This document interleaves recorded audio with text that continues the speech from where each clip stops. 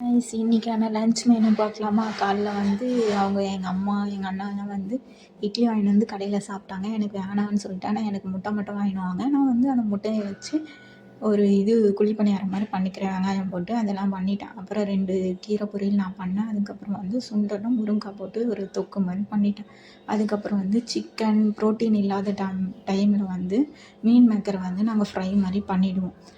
அதை பண்ணிட்டோமா, அதுக்கப்புறம் எங்கள் அம்மா வந்து சாப்பாடு செஞ்சாங்க, சாம்பாரும் செஞ்சாங்க. அதுக்கப்புறமா எங்கள் அப்பா வந்து நேற்று எங்கள் அம்மா நைட்டு வந்தாங்க. நைட்டு வந்தவுடனே எங்கள் அப்பா வந்து ஒரு கம்ப்ளைண்ட் என்னென்னா, நீ ஊருக்கு போனியாம்மா, எனக்கு ரூ. 500 செலவாயிடுச்சு அப்படின்னு சொன்னார். என்னத்துக்கு ரூ. 500 செலவாயிடுச்சுன்னா, காலைல வந்து டிஃபனுக்கு நான் காலைல சீக்கிரமாக எழுந்துக்க மாட்டேன், ஃப்ரிட்ஜும் இல்லை, மாவும் இல்லை, அதனால் கடையில் வாங்கி சாப்பிட்டோம். அது வந்து எங்கள் அம்மாக்கிட்ட சொல்லிகிட்ருக்காரு.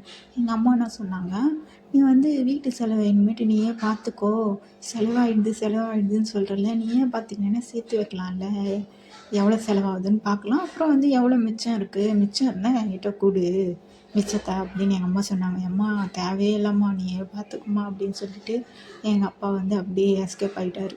நாளைக்கு எங்கள் வீட்டில் கூழ் ஊற்றுருவேன், எல்லோரும் வந்துடுங்க.